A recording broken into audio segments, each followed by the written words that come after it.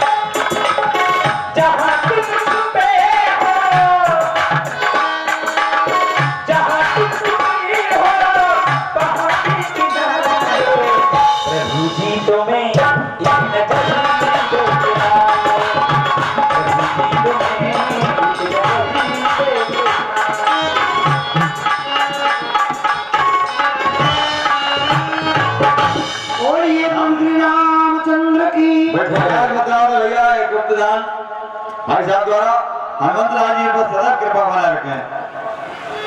अब आरती का समय समाप्त होते हुए आगे की लीला व्यासवाणी से इसी यहीं से मंगलाचरण प्रारंभ है और सुने आप लोग प्रसंग। हर हर 50 मुद्राओं का दान भैया प्रकाश हरवादी कारीगर बाबा जी के भक्त हैं भैया सिजानी खोलते बता रहे हैं। भाई साहब का हृदय से बंदर स्वागत। हनुमंत लाल जी पर सदा कृपा बनाए रखें।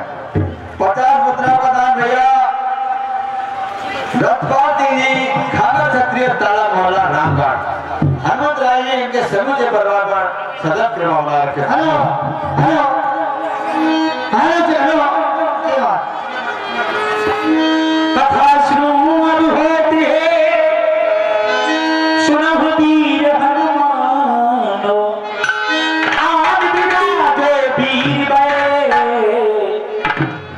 तुम बल की निधान शुरू हो रही लीला लेके हरि का नाम ज्ञान की गंगा ऋषियों की अमर कहार राम गंगा ऋषियों की अमर कहार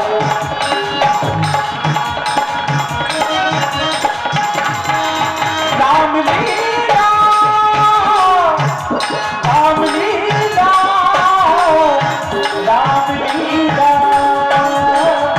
राम लीला मंगल भावो अमंगल हार प्रेम रस जगत अजर बिहार श्री राम में सभी जगी जानी करहु के नाम जो निज पास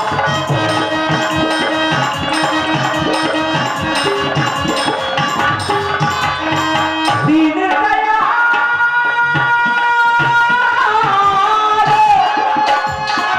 दीन दयाल जगत सब भारी करहु दास जग संकट भारी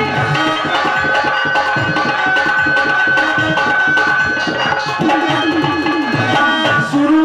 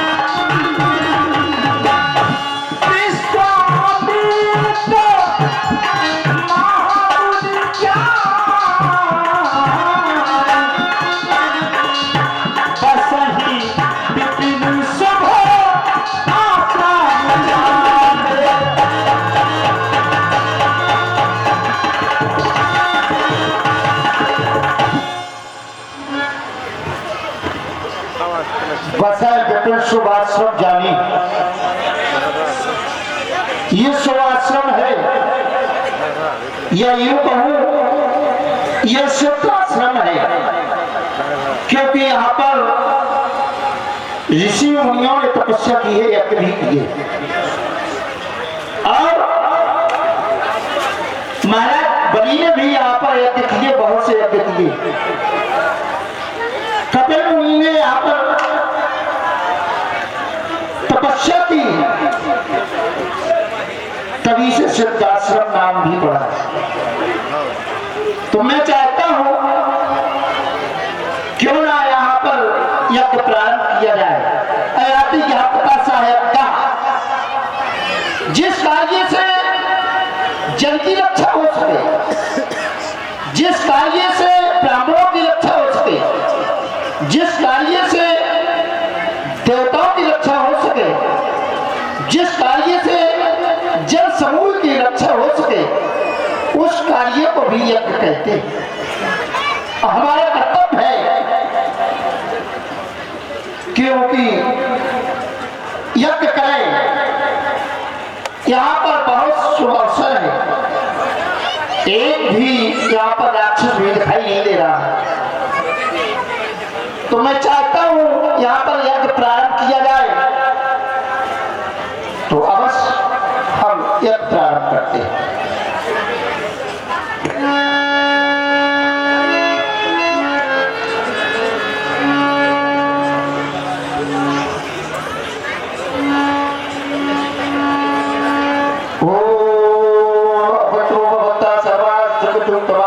या स्मृति पूरी पाछा सावंत्रा सुचि ओम अक्षर आज तो स्वकांते हरि ओम बलि पते नमस्ते यहाँ गच्छो महेश पूज अक्षरे मध्य तिष्ठ पूजा देखत जाति निशाचरी भावना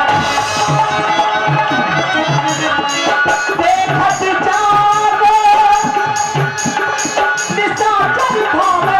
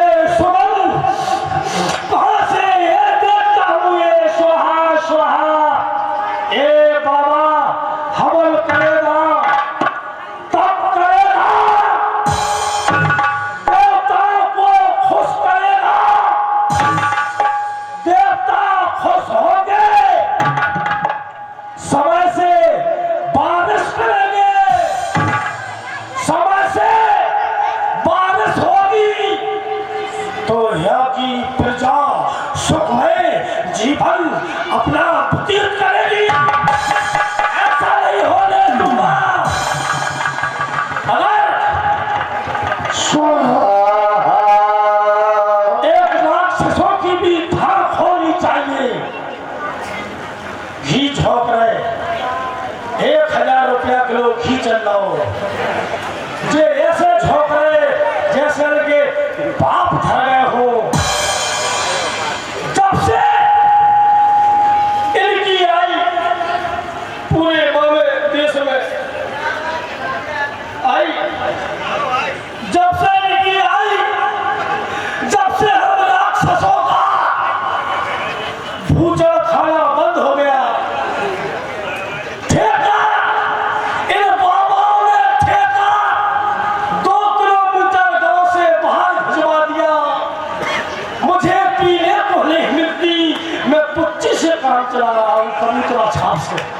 स्वाहा।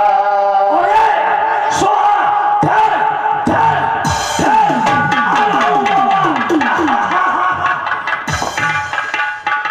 ये चलेगा।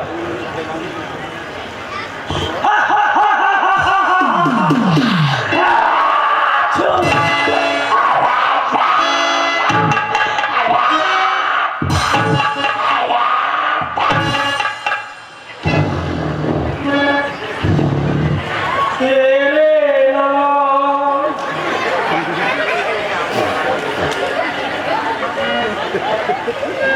सुनिए चिल्लाओ कहाँ भाई चिल्लाओ हाँ ऐसा ही होगा माँ छोटा बोला ऐसा ही होगा अरे क्या कर रहे हो? छोटा बोला अरे क्यों रे क्यों देश को बर्बाद कर रहा है तू जैसे कुछ आने के लिए ये खींच हो रहा है हाँ 1000 रुपया क्यों चल लो सस्तो है हाँ हम तो खिंची काट लिया क्या रे? तेरा ये साहस हुआ किसी संत को प्रताड़ित करने का? तेरा साहस है? हम तुम्हारी खिंची काट रहे हैं मारे जाओगे, इतनी तलवार तुम्हारा कभी कल्याण नहीं होगा, हमें गाँव नहीं होने तुम्हारा सर्वनाश होगा, हमें गाँव नहीं होने कल्याण नहीं होगा। क्या कल्याण क्या कर लोगे मंडा जो दिखाया तो क्या कर लोगे को तुम क्या कर लोगे हमारा तुम कुछ हमको दिखाओगे? क्या दिखाओगे? बेलवई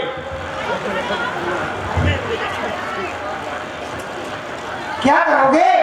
ये मोटा मोटा करने का तुम ये जानते हो पहले ये हमारे कौन है? वो है ये हमारे हैं आराध्य। क्या करें हम हमें परेशान है से इनसे तुम परेशान? ऐसा क्यों? अरे क्या बताया आपने पूछा है तो बता देते हैं हाँ देखो, मुझे आपसे नफरत नहीं है तुरंत आ गए अपनी बात पर आपने। और अभी मेरे छोटे भाई की क्या दशा कर रहे थे तुम? शरीर देख के बात करिए सुनो, अगर ऐसी उदंडता हम सुनो देखो इधर चल, हमें पता है नफरत क्यों हो गई ये यज्ञ करेंगे, नहीं करेंगे यज्ञ करेंगे और तुम रोक भी नहीं पाओगे। अच्छा हाँ हम जाना तो करो ले लो रह जाओ हाँ हाँ, भाग जाओ यहाँ से। गाधी तने मनो चिंता व्यापी हरदन वराय न निश्चर पापी। आज गाधी तरह विश्वमित्र के ओर में चिंता हो रही है और हमारा यज्ञ नष्ट कर दिया जाता है।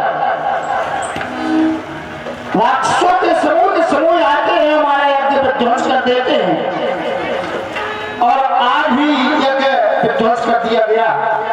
बहुत से राक्षस मैं श्रापित भी कर सकता हूं लेकिन इनका अंत नहीं होगा जब तक इनको मोक्ष प्राप्त न हो जाए, मुक्ति ना मिल जाए।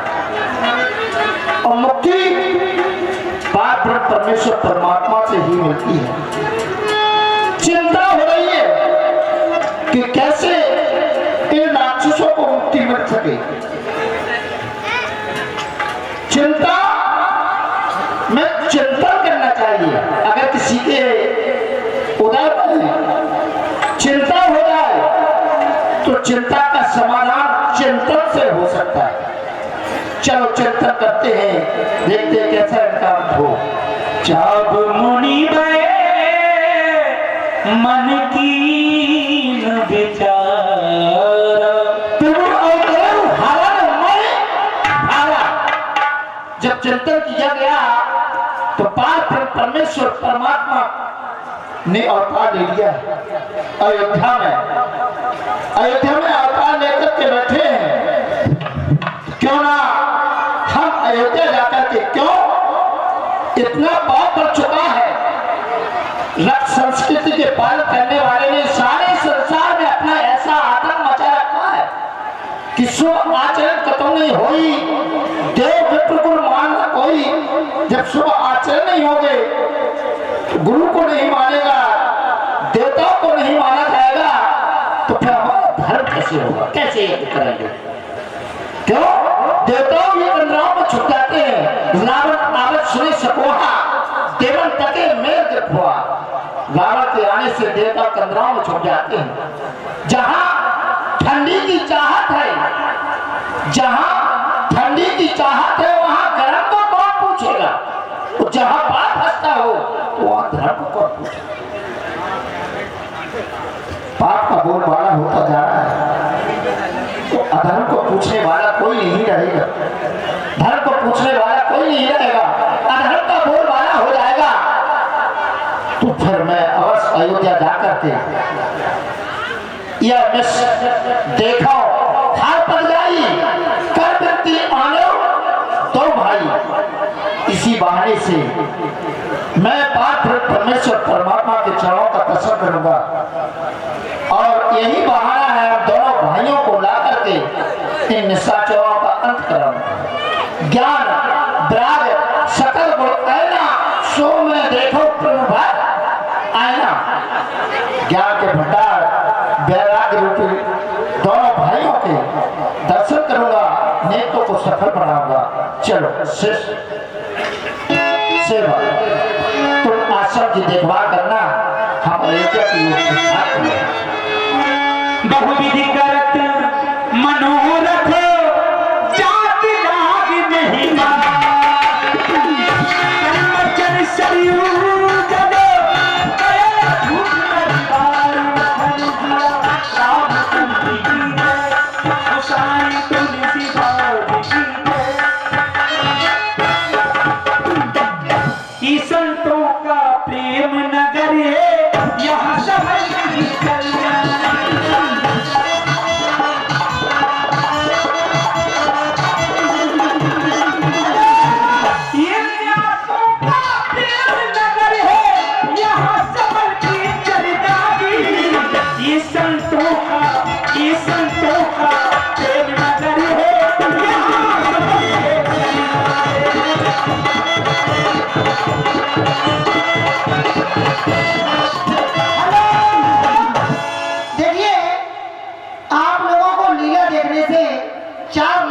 होते हैं। नाम, रूप, लीला, धाम, भगवान का नाम लेने के लिए मिलता है, और दूसरा भगवान के रूप का दर्शन आप लोग कर लेते हैं तो नैनों को सुख मिलता है,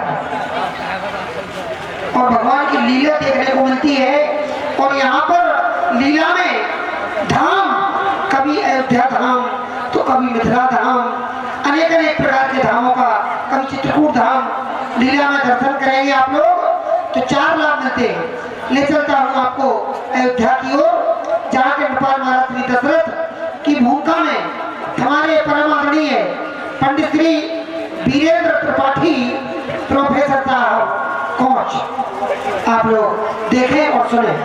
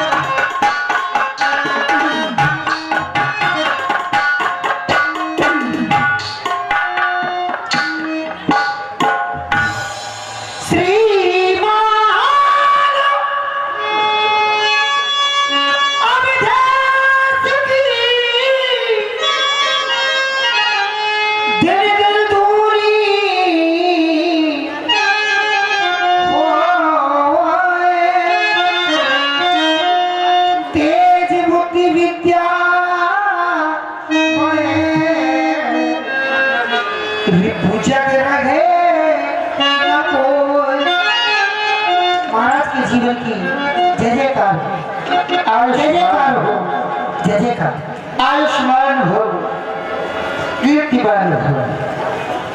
दरबार में आता हूँ तो अंतःकरण में बस यही ध्यान आता है उस परब्रह्म परमात्मा की कृपा की प्रखर रश्मियां नहीं है, क्योंकि बिना ईश्वर की कृपा से किसी मानव को ये राज और ताज प्राप्त नहीं हो सकता। जब ईश्वर की बड़ी कृपा होती है तभी किसी मानव को ये राज और राज के साथ में सिर का ताज प्राप्त होता है। लेकिन इसमें प्रजा का बड़ा योगदान रहता है। प्रजा का योगदान, क्योंकि राजा के बिना प्रजा का कोई मूल्य नहीं है, और राजा अकेला हो, प्रजा न हो, तो राजा का कोई अस्तित्व नहीं है।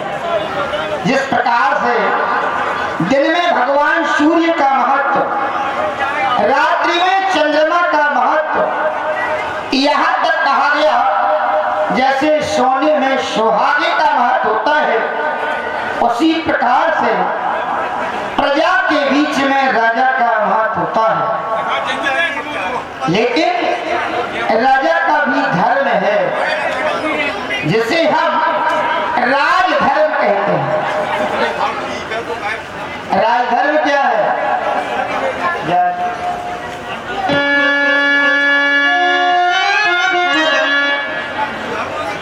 प्रजा के विषय में कहा गया बड़ी ताली युगत से नियम ये सदा से है।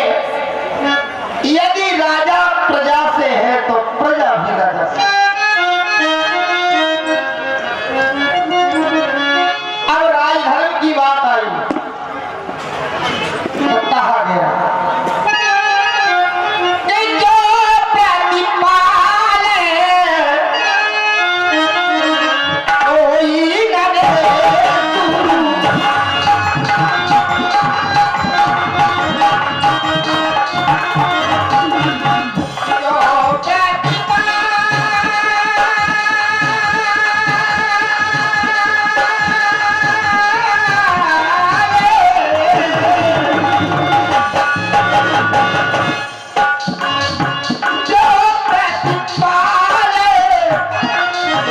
न दे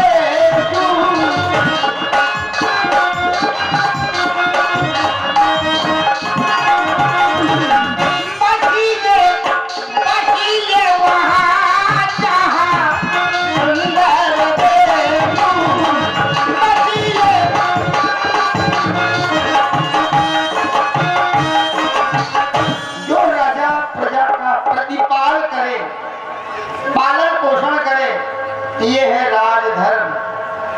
और कहा गया कि जो व्यक्ति अपना निवास स्थान का चुनाव करे तो वहां के परिवेश को देखे कि वहां कोई व्यभिचारी तो नहीं है, कोई मदिरा पान करने वाला तो नहीं है, अन्यथा उस स्थान पर रहना आपका मुश्किल हो जाएगा, आप प्रतिदिन परेशान रहें। दूसरा सिद्धांत आया, राजा के होते हुए यदि प्रजा में कष्ट हो गया तो वो राजा नहीं है, राजा के नाम पर कलंक है, ठप्पा। राजा अपने मखमली बिछौनों पर पड़ा रहे महल में और प्रजा में हाहाकार होता रहे, ऐसा राजा जब संसार को छोड़ के चला जाएगा तो वो कभी स्वर्गवासी नहीं हो सकता। भले ही घर परिवार के लोग उसे स्वर्गवासी क्यों न कहें, लेकिन जो प्रजा का हितैषी नहीं है, प्रजा के सुख दुख में साथ देने वाला नहीं है, वो कभी स्वर्गवासी नहीं हो सकता। ये शास्त्रों का मत है। जिस प्रकार से कहा गया प्रिय, प्रजा को प्रिय कहा गया, जासु राज प्रिय, प्रजा जासु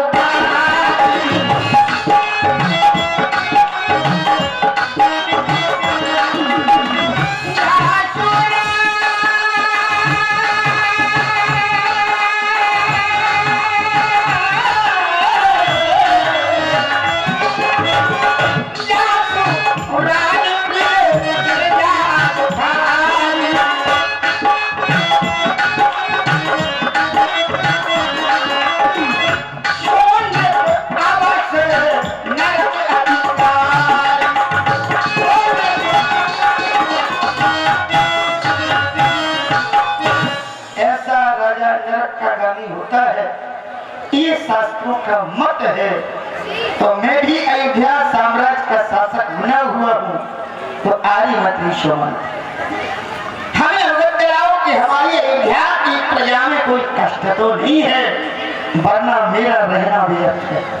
हे महाराज, जहाँ पर जिस राज्य में आपके जैसा नीतिवान, ज्ञानवान, धर्मवान, निष्ठावान राजा हो, भला वहाँ की प्रजा को कष्ट की अनुभूति हो सकती है। हाँ, कहता हूँ सच सच, नहीं कोई छल छल है। महाराज, आपके राज्य में सब प्रकार आनंद है। आनंद क्यों न हो राजनीतिश्वर, क्योंकि अयोध्या साम्राज्य में अब तुम्हारे जैसे योग्य मंत्री होंगे, क्योंकि तुम्हारा नाम है सुमंत्र, सुमानी सुंदर, मंत्रवाणी विचार। अपने सुंदर विचार जो हमें प्रदान करते हो, तभी तो हम अयोध्या राज्य का संचालन कर पा रहे हैं। तुम साधारण मंत्री नहीं हो, इस अयोध्या साम्राज्य के तुम तो एक कीर्तिमान स्तंभ हो। जान करके प्रसन्नता हुई। और महाराज, एक समाचार अवश्य अवगत कराओ। सृष्टि के दूसरे विधाता गादी तने महामुनि श्री विश्वामित्र जी पर आए। आपकी इच्छा में अहोभाग आज गाजीपुर विश्वविद्यालय जी का आगमन बड़ी प्रसन्नता की बात, क्योंकि संत का आगमन जब हुआ हमारी अयोध्या की वसुंधरा पर, बड़ा सौभाग्य है। क्योंकि कहा जाता है नहीं दरिद्र सम दुख जग माही, और संत मिलन सम सुख। संतों के जैसे मिलने का सुख, अपार प्रसन्नता होती है जब किसी संत का आगमन होता है। तो कहा गया संतों के संगे लागा हमार जिया, संतों के संगे लागा हमार जिया।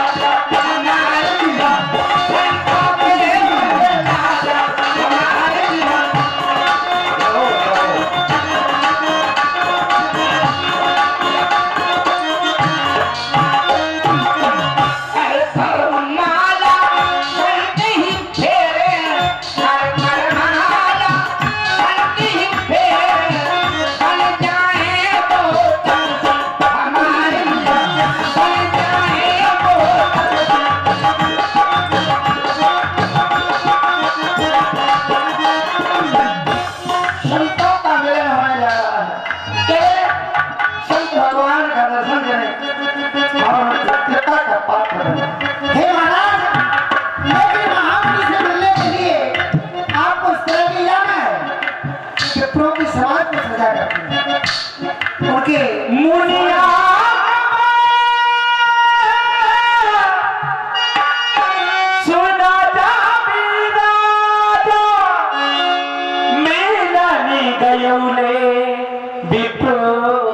समाधि जय हो कर दंडवतो मुनि समाधि निज आसन बैठा रही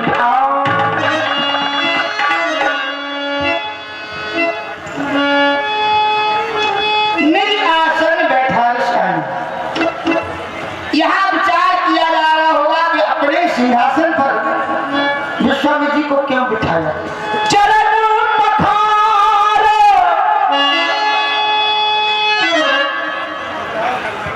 क्योंकि ये राजपाट हमारे पूर्वज महाराज हरिश्चंद्र से इन्होंने परीक्षा लेने के उपरांत वापस किया था।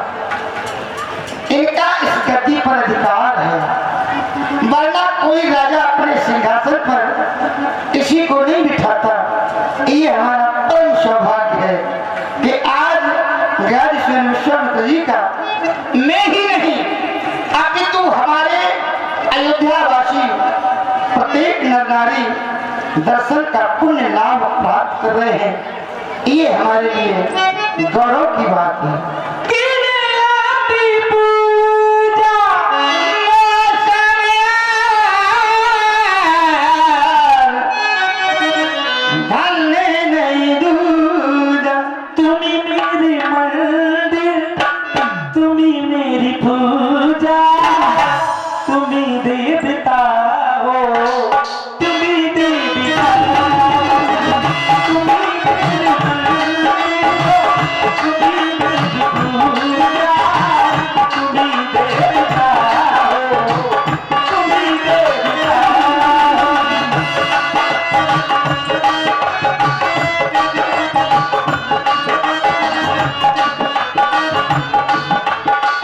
तुम्ही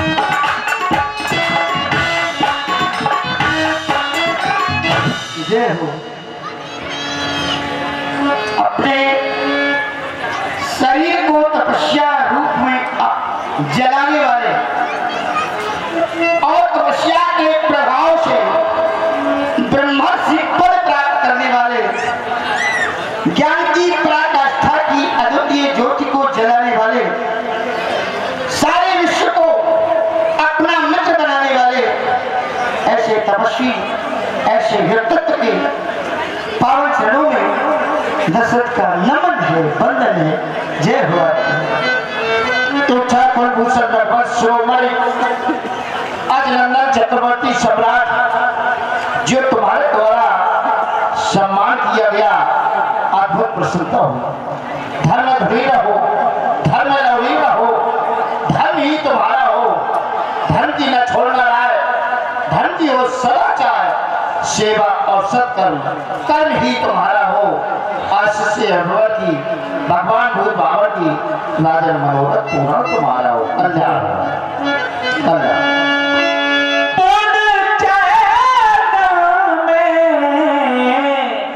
ले सूत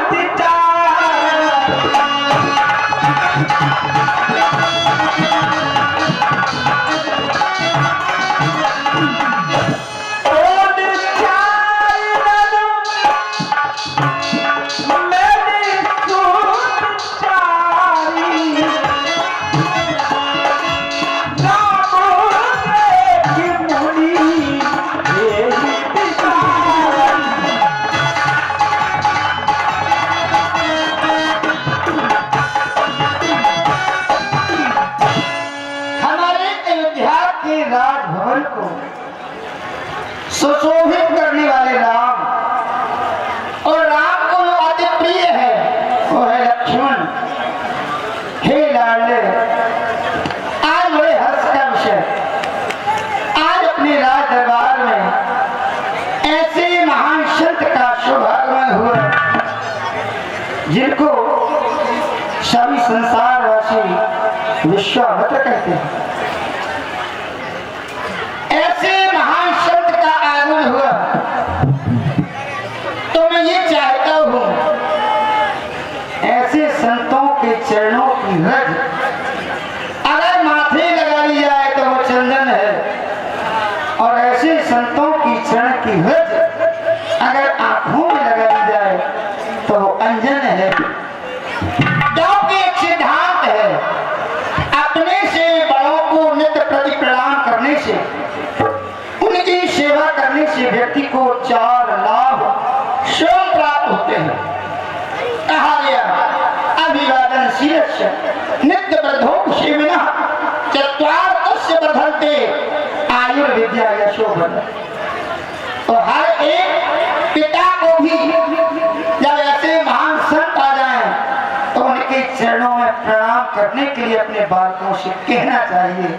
जिस प्रकार से मैं आज अपने लाल राम और लक्ष्मण से कह रहा हूं, राम और लक्ष्मण, संतों के चरणों में वो प्रभाव है कि जो किसी पारस के समान होते हैं।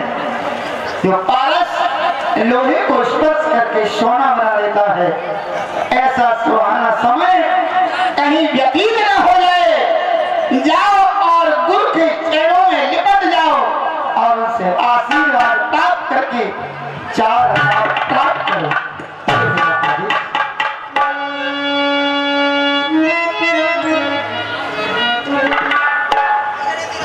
पिताजी के दरबार में नित्य प्रति ऋषि संध्या महापुरुष का आगमन नित्य प्रति होता रहता है। आज भी पिताजी के दरबार में हमें बताया गया कि ये महामुनि विश्वामित्र जी हैं, इनका आगमन जो है हुआ है पिताजी के दरबार में। तो संतों का दर्शन मिलता है, बड़ी मुश्किल से मिलता है। आज संत का दर्शन हमें भी प्राप्त हो रहा है। हमारा ये जीवन बड़ा धन्य हो गया जो ऐसे महान संत के दर्शन हमें प्राप्त हो रहे हैं। धन्य है।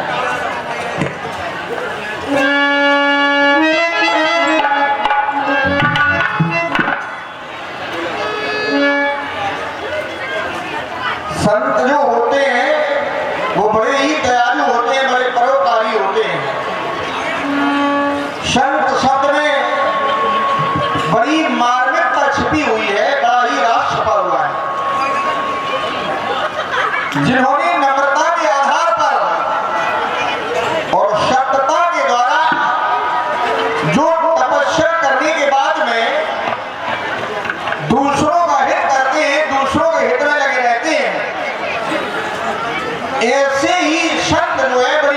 से मिलते हैं।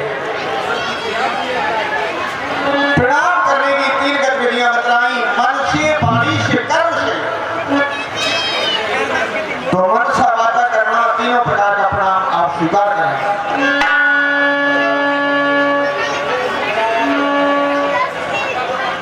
हो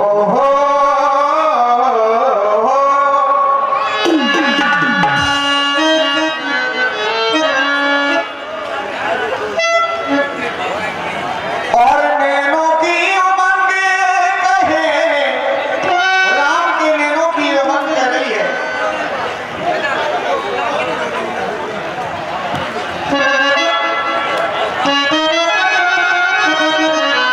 और गुजारा हो पठार में, ये नैनों की उमंग कर रही है। आशा के आंगन में ये स्वागत के फूल खिले, आओ आज मिल करके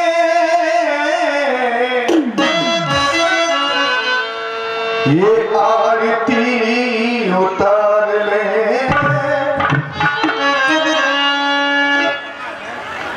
राम के हृदय में अनेक भावनाएं जन्म ले रही हैं कि स्वागत कैसे किया जाए। और जीवन जीने का ये मंत्र मिल जाएगा, जीवन जीने का सही मंत्र यदि है तो संतों के पास है वो। और पतझड़ में भी ये बसंत मिल जाएगा। लक्ष्मण, ये बड़ा ही सौभाग्य का विषय है। और पतझड़ में भी ये बसंत मिल जाएगा। तो चरणन में मेरा ये मन लग जाएगा। ये मन लग जाएगा। जीवन जीने का, जीवन जीने का जो अर्थ है वो संतों के पास है। जीवन जीने का और ये मंत्र मिल जाएगा।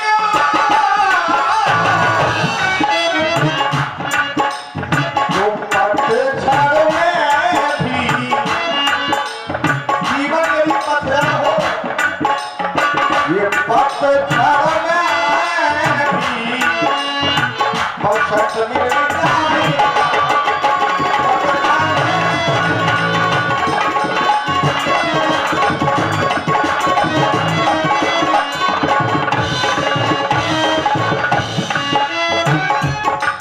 संतों के बारे में ध्यान दिया जाए। संत जो है, संत है क्या?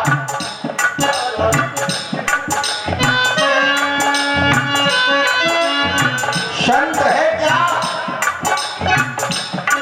जो अपने जीवन में सारी सरलताओं का अंत कर दे, वो है संत। और संत जो है दूसरी की समस्याओं का अंत कर दे, वो है संत।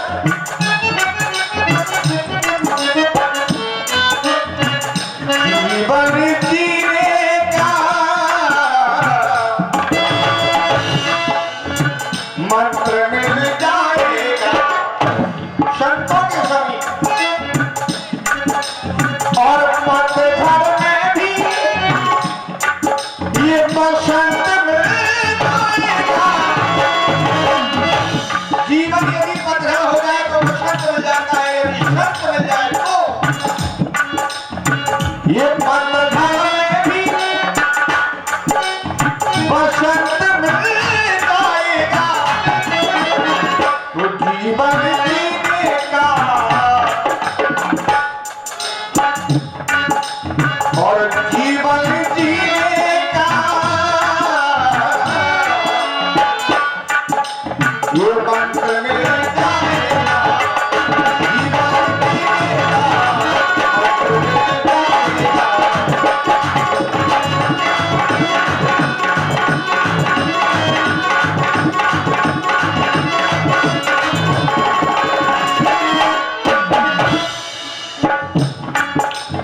और साधु चरित,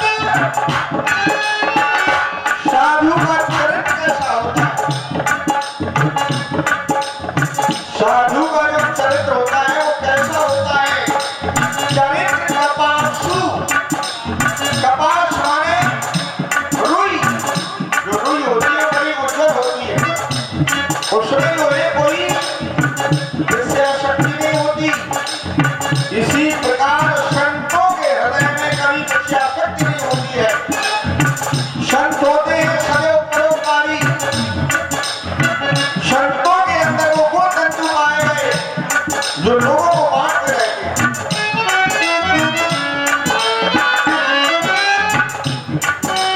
ये साधु चरित्र नहीं चरित्र कपासु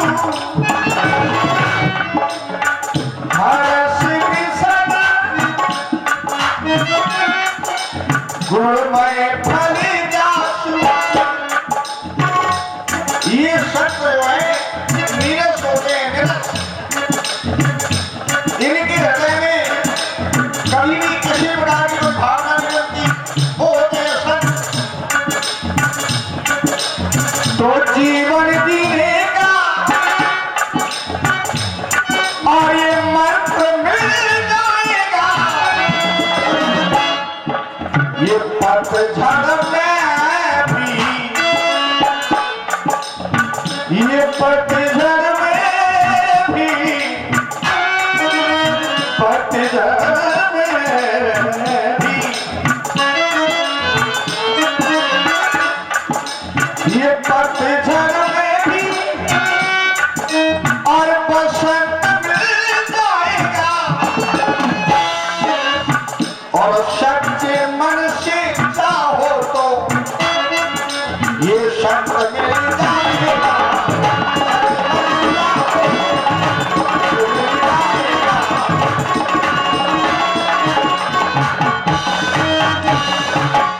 ऐसे परम पूजनीय मुनिराज जी के चरणों में ये राम एक बार नहीं कई बार मन से, वाणी से, कर्म से प्रणाम कर रहा है। राम के प्रणाम को स्वीकार किया जाए।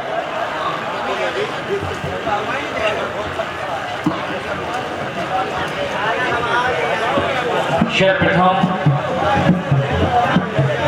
मैं अपने पूज्य पिताश्री के श्री चरणों में प्रणाम करता हूँ, जिन्होंने मुझे जन्म देकर इस संसार से परिचित कराया, भाषा का ज्ञान दिया। श्रोता और वक्ता का बड़ा अटूट संबंध हुआ करता है। श्रोता होता सुनने वाला, वक्ता होता कहने वाला। जब तक दोनों लोगों का ध्यान एक दूसरे की तरफ केंद्रित हो, आनंद नहीं आता। ये आप लोग सुनने के लिए आए तो उसको सुने, कुछ लेकर के जाए तो हमारा करना सार्थक होगा, आपका सुनना सार्थक होगा, देखना सार्थक। समस्त बच्चों से निवेदन है शांति बनाए रखें, हल्ला मत करें, ध्यान पूर्वक सुने। हाँ, ध्यान पूर्वक सुने। धन्यवाद। आज उसकी परिणाम स्वरूप मुझे सत्य का दर्शन प्राप्त हुआ। संसार में प्रत्येक माता पिता चाहते कि हमारे बच्चों के अंदर ऐसे संस्कार आए जिसके फलस्वरूप उनके घर का नाम रोशन हो और सदैव दूसरों के प्रति आदर भाव हो और उनका सम्मान करें। लेकिन हमारे पिताश्री के द्वारा ऐसे संस्कार दिए गए जिसके फलस्वरूप मुझे सत्य का दर्शन प्राप्त हुआ। पूज्य पिताश्री के द्वारा पूज्यवर का एक परिचय दिया गया कि आप महासिद्धाश्रम वाले महामुनि विश्वामित्र जी। इनका नाम कानों में अचानक पड़ते ही मेरा ध्यान पूज्य गुरुदेव श्री वशिष्ठ जी की ओर चला गया, क्योंकि जब हम चारों भाई शिक्षा अर्जन के लिए, विद्या अर्जन के लिए गुरुकुल में रहते थे, तब हमारे पूज्य गुरुदेव श्री वशिष्ठ जी के द्वारा महाराज श्री राजा हरिश्चंद्र की कठोर सतव्रत कथा का श्रवण कराया गया था। तभी उसी संदर्भ में पूज्य श्री के जीवन परिचय में इनके कर्तृत्व एवं व्यक्तित्व पर प्रकाश डाला गया था। तभी से हृदय में लालसा थी कि कब पूज्य का दर्शन करो, लेकिन आज उस दर्शन की अभिलाषा भी पूर्ण हो गई। व्यास जी लोग कह तो देते हैं कि बिन हरि कृपा मिले नहीं संता, कहना आसान है, बोले हरि कृपा हो जाए तो संत का दर्शन हो जाता है, लेकिन उसके लिए हरि कृपा होना भी जरूरी है। और जब तक हरि कृपा नहीं होगी तब तक संत का दर्शन नहीं होगा। हरि कृपा कब होती है? जब माता, पिता, गुरु, स्वामी इन चारों का आशीर्वाद साथ में होगा तो हरि कृपा होगी, और जब हरि कृपा होगी तो संत का दर्शन होगा, और जब संत का दर्शन होगा तो मिलता क्या? पूर्ण सुख। आधार ग्रंथ हमारे संकेत देते हैं, नहीं दरिद्र सब दुख जग माही, संत मिलन सब सुख जग नाही। इस संसार में दरिद्रता के समान कोई दुख नहीं और संत मिलन के समान कोई सुख नहीं। गरीब होना संसार का सबसे बड़ा दुख, दरिद्र होना, लेकिन संत का मिलना, संत का दर्शन करना बोले पूर्ण सुख। तो क्या संत के दर्शन से व्यक्ति धनवान हो जाता है? कोई गरीब व्यक्ति संत का दर्शन कर ले, क्या वो धनवान हो जाएगा? ना। तो वो कौन सा सुख है? वो कौन सा सुख है जिससे हमें वो सुख की अनुभूति हुआ करती है? जिस समय एक शरीर, एक आत्मा अपने शरीर को छोड़कर के परमात्मा का साक्षात्कार करती है, और जिस समय वह आत्मा परमात्मा का साक्षात्कार करती है, साक्षात करके जो सुख उस आत्मा को प्राप्त होता है वो मात्र जीव संत के दर्शन से प्राप्त कर लेता है। वो सुख बताया गया कि इतना ही नहीं, बोले संत के दर्शन करने के लिए प्रावधान और बताया गया, पुण्य पुण्य बिनु मिल ही न सकता। जब हमारे सत्कर्म हम करेंगे तो हमारे पुण्य एकत्रित होंगे, और जब पुण्य एकत्रित हो जाएंगे तो संत का दर्शन होता है। यहाँ तक कि संत का दर्शन प्राणी को अपने जीवन में बड़ी मुश्किल से प्राप्त हुआ करता है, बड़ी कठिनता से। संसार में लोगों को कई यत्न और प्रयत्न करने पड़ते हैं। बताया गया कि संतों का चरित्र और समाज कैसा हुआ करता है। एक सूक्ति आई इस आधार ग्रंथ के माध्यम से, साधु चरित्र शुभ चरित्र कपासु नीरस विशद गुणमय फल जासु। संतों का चरित्र सो कैसा? बोले कपास की तरह पावन और पवित्र हुआ करता है। कपास अर्थात फल, बोले नीरस विशद गुणमयकारी हुआ करता है। संतों की पहचान ही तो यही है। संसार में सच्चे संत होते कौन है? संत की पहचान क्या है? जो व्यक्तित्व एकांतवास में अपना आश्रम बना करके रहे, ईश्वर से साक्षात्कार करने की कोशिश करे, ईश्वर को जानने की कोशिश करे, वही तो संत है। संत बड़े दयालु हुआ करते हैं। संतों की हृदय में ज्ञान रूपी भंडार सदैव भरा रहता है। जब समाज में चर्चा हुई संतों का समाज कैसा होता है तो बताया गया, मुद मंगलमय संत समाजू जो जग जंगम तीरथ राजू। प्रयागराज दो प्रकार के बताए गए, चल और अचल। एक तो एक ही जगह पर स्थापित है जहां आज करोड़ों लोग जाने के लिए तरस रहे, सिर्फ अपने उद्धार के लिए। लेकिन दूसरी ओर जो अचल है, जो चल नहीं सकता, वो प्रयागराज कैसा, जहां पर संतों का समाज एकत्रित हो जाए, वहां चलता फिरता हुआ प्रयागराज बन जाता है। और संतों का दर्शन करके, संत सानिध्य में जाके, संतों की सेवा प्रारंभ करके लोग उस प्रयागराज में स्नान करके अपना तरण तारण कर सकते हैं। संत भी तो साक्षात प्रयागराज है। वहां जाओ, अच्छी बात है, स्थान का महत्व होता है। दूसरी ओर बताया गया, संत का दर्शन करने से लाभ क्या प्राप्त होता है? विद्वानों के द्वारा ऐसा मत आया, शशि तापम गंगा पापम चा देन्यम कल्प तरु स्थिता तापम पापम देन्यम चलंती शतो मास्या। चंद्रमा ताप को हरकर शीतलता प्रदान करता है, गंगा पाप को हरकर पुण्य प्रदान करती है, कल्प वृक्ष दीनता को हरकर वैभव प्रदान करता है, और संत के पावन पुनीत दर्शन से ये तीनों लाभ एक साथ प्राप्त हो जाते हैं। लेकिन आज जब हमारी दृष्टि इनके समीप में जाती है तो विचार करता हूँ, क्या ये कोई साधारण कोटि के संत है? ना, बल्कि असाधारण कोटि के संत है। इन्होंने अपने जीवन काल में छत्री होकर के भी ब्रह्म ऋषि के पद को प्राप्त किया, ये इनकी महान उपलब्धता है। क्योंकि इस संसार में ब्राह्मण दो प्रकार के बताए गए, एक तो ब्राह्मण कुल में जन्म लेकर ब्राह्मण कहलाना, दूसरा कार के द्वारा ब्राह्मण पद ग्रहण करना अर्थात ब्रह्म जाने तीसरा ब्रह्मण। इन्होंने अपने सुकर्मों के अनुसार ब्रह्म ऋषि के पद को प्राप्त किया। इतना ही नहीं, संसार के लोग ही कहते हैं और विद्वान भी हमारे कहते हैं कि इनको सृष्टि का दूसरा रचयिता कहा जाता है। क्यों कहा जाता है? जब पूर्व काल में यज्ञ हुआ करते थे तो जब संकल्प में नर बलि देने का प्रावधान था, इन्होंने देखा तो इनको बड़ा कष्ट हुआ। इन्होंने नर बलि के प्रावधान को रुकवाया, नारियल की उत्पत्ति की और संकल्प में नारियल के प्रावधान को प्रारंभ करवाया और तब से संकल्प में नारियल का प्रावधान ही चल रहा है। ये सिर्फ इनकी कृपा की वजह से, नहीं तो लोग आज भी नर बलि दे रहे होते। ये ऐसी व्यक्तित्व का आगमन हमारी अयोध्या में, हमारी अयोध्या भूमि का कड़कड़ पवित्र हो गया। हम चारों भाइयों का जीवन धन्य हो गया। हे महर्षि, हे देवर्षि, हे संत महामुनि, आपके श्री रथ की चरणों की श्री रथ को यह लक्ष्मण माते का चंदन बनाने के लिए व्याकुल है। क्योंकि संत दर्शन के लिए संसार में लोग जाते हैं तो कैसे जाना चाहिए? संत दर्श को जाइए, तज माया अभिमान, बोले ज्यो ज्यो पद आगे बढ़े तो कोटे में समान। संत दर्श को जाना चाहिए, लेकिन कैसे?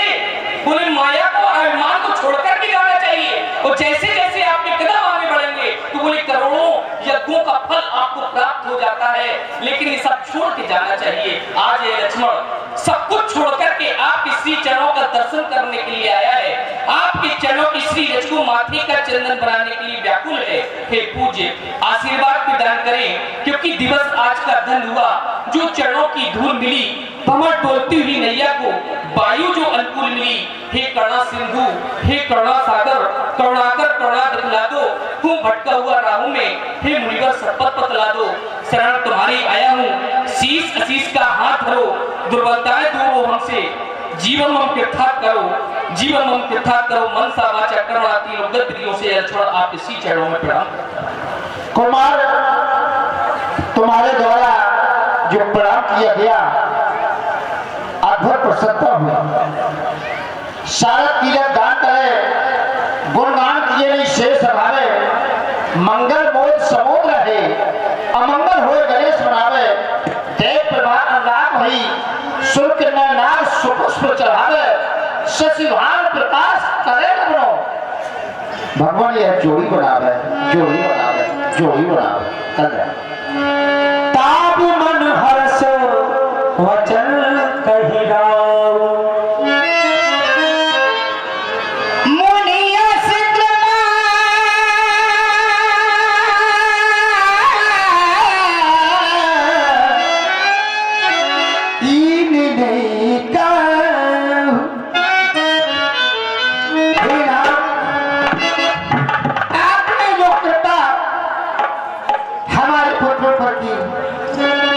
आज मेरा जीवन धन्य हो गया। आज बड़ा सुख का अनुभव हुआ। लेकिन आज जानना चाहता हूँ, अचानक राज दरबार में आने का कोई उद्देश्य है, कोई लक्ष्य है? मैं जिज्ञासु भाव से पूछने जा रहा हूँ। कारण आगमन तुम्हारा,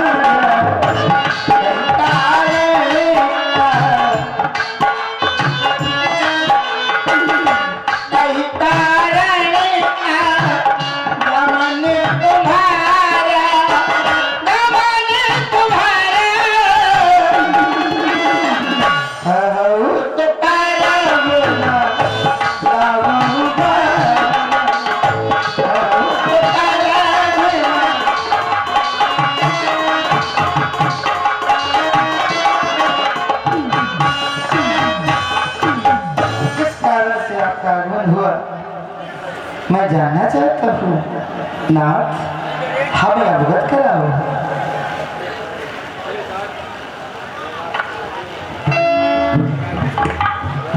राजन, आपने कहा क्या कारण आगमन तुम्हारा, कहो सुकरत न लावा बारा।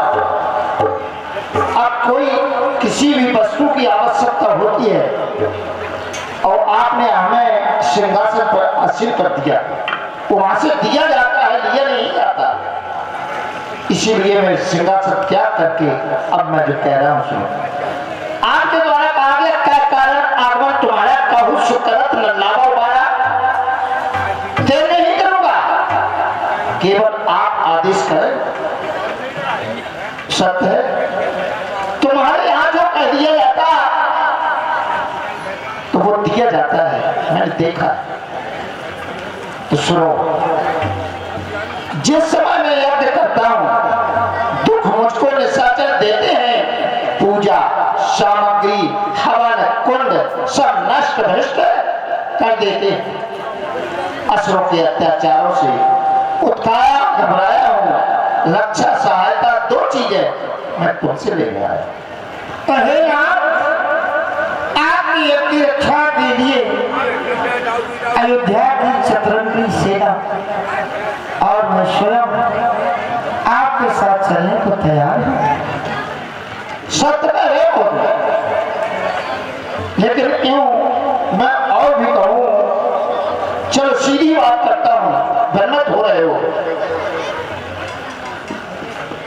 मैं चाहता हूं असुर समूह सतावा मोई में याचन आयो निपटोई। हमको बहुत से राक्षस सताए थे, इसलिए मैं याचक बन करके आया। अब तुमने कहा तो रक्षा और सहायता दो चीजें हैं, कौन? तो सुनो, अनुज समय को देव रवना था निश्चय तो सोनी राजा आती अपनी बारी हृदय कंपो मुखो तुझको मोला दे। नहीं आज आपके वचनों को सुनते हैं ऐसा लगा जैसे मेरे हृदय पर वज्राघात। आपने यू ही कह दिया रामो लक्ष्मण। नहीं नाथ, अभी तो हमारे राम लक्ष्मण राजभवन में मखमली बिछौनों पर शयन करने वाले हैं। अरे उनके चरण तो कमल से भी कोमल है नाथ। भला मेरे रामो लक्ष्मण उन निशाचरों का सामना कैसे कर पाएंगे? नहीं नाथ, ऐसी मांग न रखो, ये दशरथ आपकी मांग को पूरा न कर। अरे कितनी मुश्किलों के बाद तो हमारे राजभवन में इन पुत्रों की किलकारियां गूंजी। अरे मेरा तो जीवन उन बच्चों की किलकारियां सुनने के लिए तरस गया। कितनी मुश्किलों के बाद हमारी अयोध्या की एक वाटिका में चार फूल खिले, और क्या ये फूल उन निशाचरों के सामने मुरझाने के लिए फेंक दूं? नहीं नाथ, ऐसा न कहो।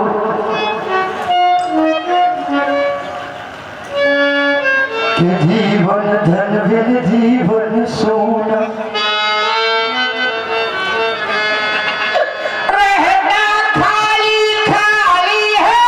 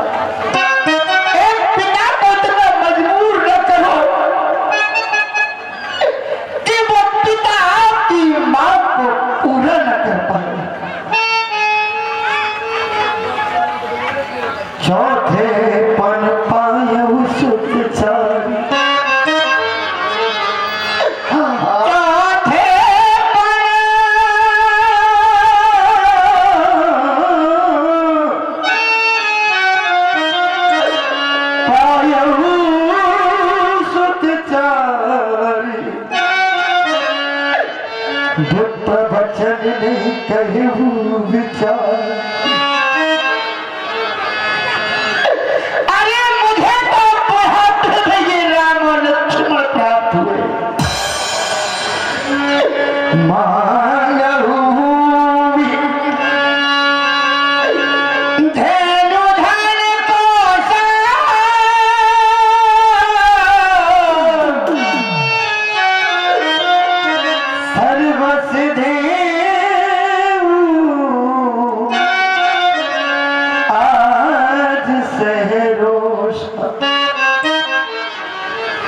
ये भूम ले लो, धन ले लो, आज मैं अपना सर्वस्व देने के लिए आपसे कह रहा हूँ। यही राज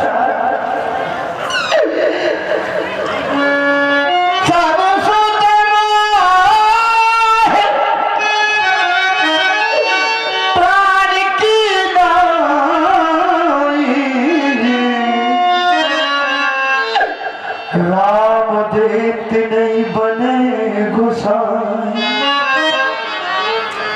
क्योंकि कारण है कहाँ श्यावल मधु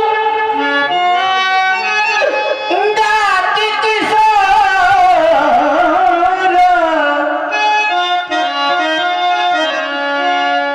कहा वो विशाल शरीर वाले राक्षस और कहा मेरे नन्हे सुकुमार राजकुमार। क्या वो अत्याचारी राक्षसों का सामना कर पाएंगे? नहीं नाथ, देह प्राण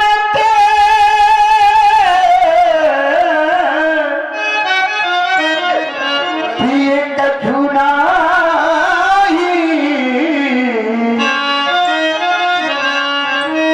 सोमुनि देव निमिषे के माही। अगर आप मेरे प्राण लेना चाहें तो ये सिर काट करके आपके चरणों में रख दो, लेकिन एक पिता को आप मजबूर न करो। तो जिसके पगना फटी निराई वो पीर पर आई क्या जाने अब आत्मा मुनि मेरी अकुलाती है। और बचनों को सुन के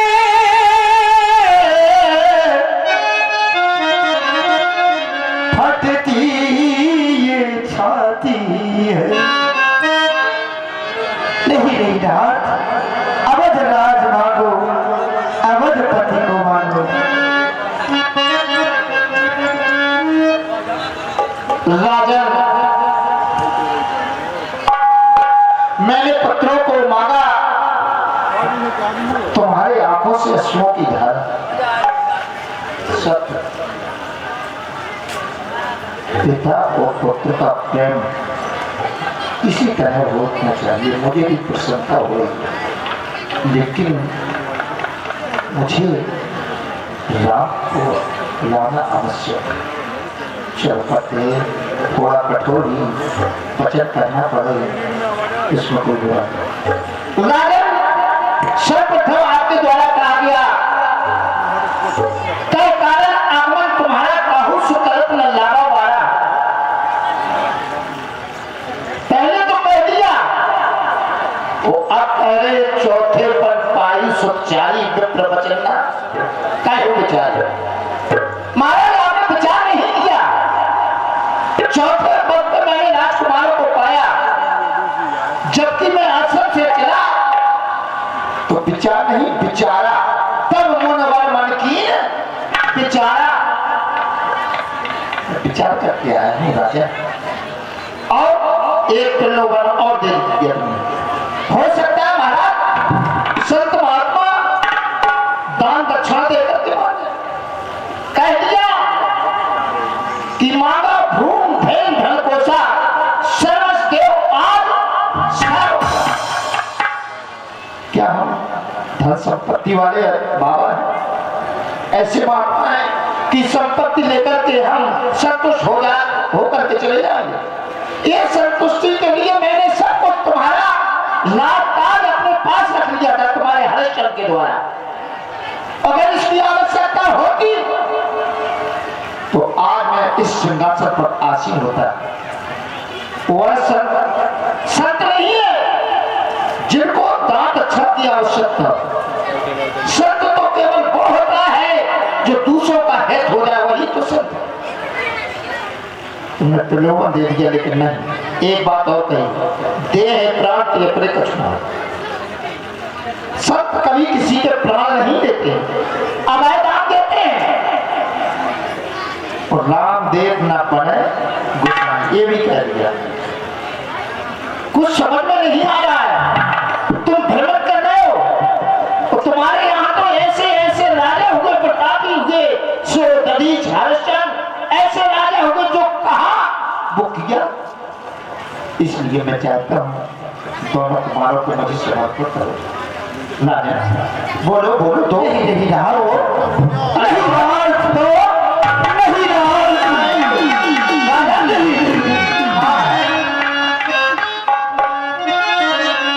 अवधिराज मांगो,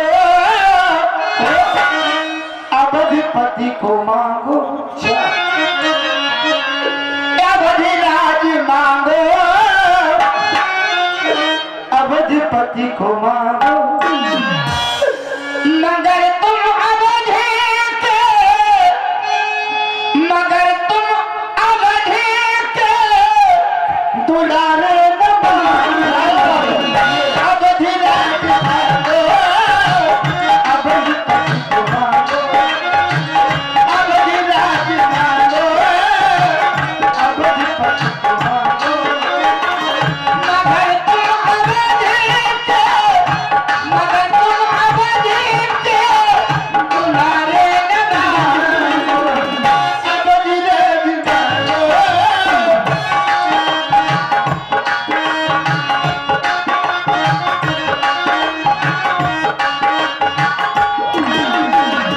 उजड़ जाएगा हसरतों का गुलिस्तान,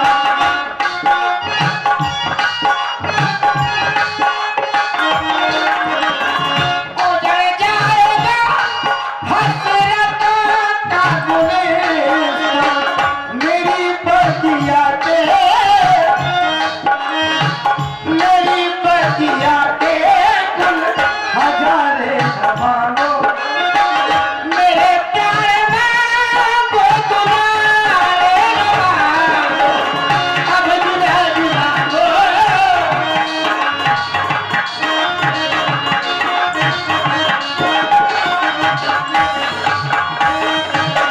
धन धान मांगो, मेरे प्राण मांगो, धन धान मांगो, मेरे प्राण मांगो।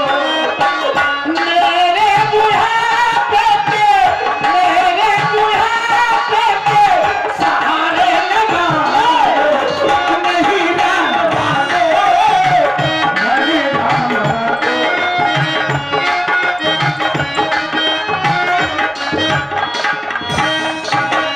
नहीं नाथ, अपने राम और लक्ष्मण को उन राक्षसों के द्वारा जलाई हुई आग में कैसे झोंक दूं? आप विचार करें नाथ, विचार करें। क्या तुम साधारण बालक समझ रहे हो? कह रहे हो वो कैसे मारेंगे? गुरु ग्रह पढ़ गए, रघुराई अल्पकार विद्या सब पाई, सब विद्या से पारंगत है। दशरथ, मैं जानता हूं तुम नहीं दे सकते हो, तो दशरथ तुम जैसे ज्ञानी को इतनी बच्चों पर ममता है, जा चुकी जवानी दीवानी फिर भी माया में रखता है, और पार संत का करने में इतनी विलंब, इतनी अर्जन, कुछ समय को देने में इतनी बातें, इतनी अर्जन। अरे यहाँ खुशू से कह देता तो चल जाते, छोड़ से आदर्श अगर करते तो हृदय का और भी आदर। माता जी तुझसे कर पसार, इसलिए मुझे संताप हुआ, दुख हुआ मुझको भी, इस प्रकार में पाप हुआ। तार तूल अच्छी नहीं, अंतर बात कहने जा रहा हूँ। तार तूल अच्छी नहीं, इस अवसर पर ना या तो साफ जवाब दो या कर दो मेरे, मैं जा रहा हूँ। तार वशिष्ठ बहुविधि समझावा, निसंदेह ना से कही पा। हे नाथ, आज मैं धर्म संकट की स्थिति में हूँ। एक और मुनि की याचना और दूसरी ओर पुत्रों का मोह। हे नाथ, मैं समझ नहीं पा रहा हूँ मैं क्या करूं। आप मेरा पथ प्रदर्शन करो, हमें कृतार्थ करो।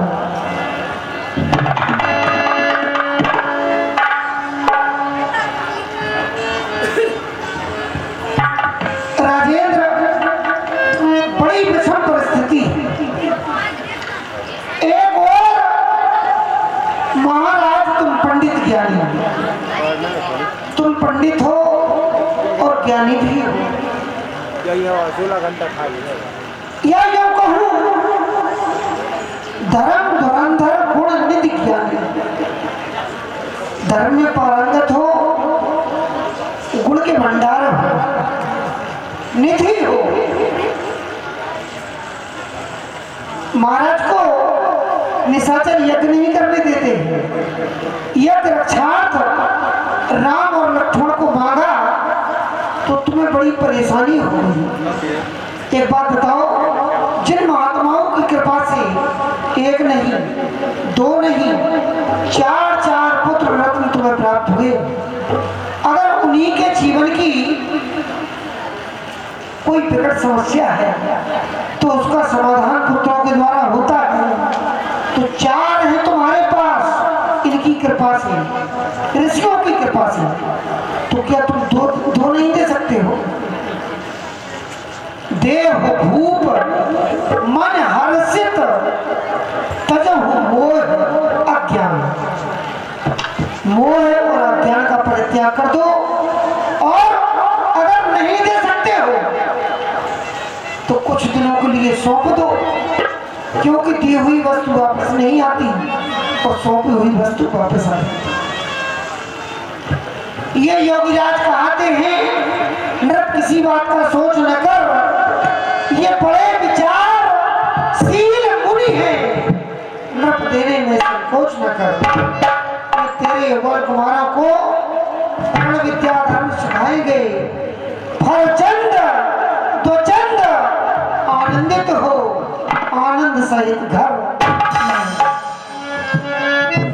हे नाथ, आज आपने ज्ञान के उपदेश से हमारे अंतःकरण में जो मोह रूपी अंकुर उत्पन्न हो गया था, आपने उसे उखाड़ करके समाप्त कर दिया।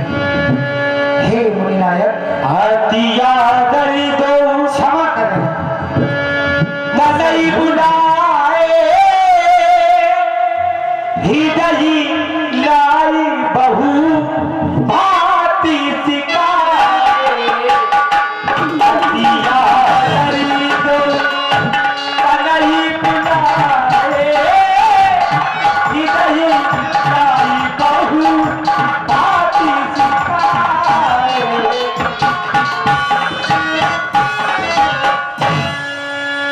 अति आदर। यहाँ पर एक संदेश है, अपने से छोटों का भी आदर आज हो रहा है। वही राम और लक्ष्मण। पिताजी आदेश क्या है? राम, आज तुम देख रहे हो मेरी आंखों में कुछ अश्रुबिंदु छलक रहे हैं, क्योंकि आज एक और खुशी है और एक और गम है। खुशी इस बात की है कि आज विश्वामित्र जी की यज्ञ की रक्षा के लिए तुम दोनों जा रहे हो, क्योंकि ये बड़ा महान कार्य है। और गम इस बात का है कि तुम राम लक्ष्मण पहली बार हमसे दूर जा रहे हो। खुशी इस बात की है कि अभी तक हमारा राम रघुवंश का मणि था, मणि, और मणि एक स्थान पर प्रकाश उत्पन्न करती है, लेकिन आज हमारा राम रघुवंश का वो सूर्य बनने जा रहा है जहां पर अमंगल और अत्याचार रूपी अंधकार है, तो मेरा राम वहां रघुवंश का सूर्य बनने जा रहा है। ये खुशी है और गम है। लाल राम और लक्ष्मण, कहा जाता है जननी जन्मभूमि स्वर्गादपि गरीयसी, जब जन्मभूमि पर कोई संकट हो तो हमारे ऐसे ठाकुर, ऐसे वीर देश की सीमा पर अपने धनुष और बाण लेकर के सतत पहरी की भांति जाती है। राम, कंटकों में पथ बनाना सीख लो, क्योंकि महलों के मखमली बिछौनों पर नहीं, कंटकों में पथ बनाना सीख लो, कष्ट में भी मुस्कुराना सीख लो। जिंदगी सचमुच सुखद लगने लगेगी, दूसरों के काम आना सीख।